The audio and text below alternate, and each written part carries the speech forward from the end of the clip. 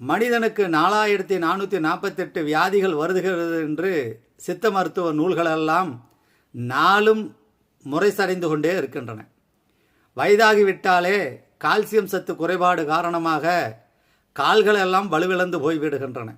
மூட்டு வலி நமது முதுகிலேயே தொற்றிக்கொள்கிறது.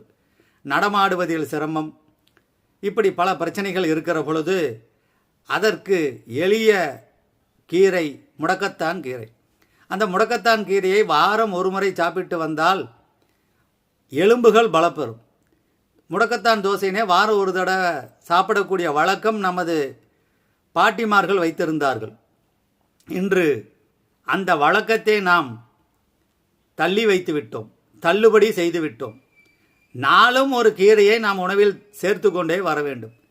கீரையை போல உலகத்தில் அருமருந்து எதுவுமே இல்லை. எளிய பொருள்.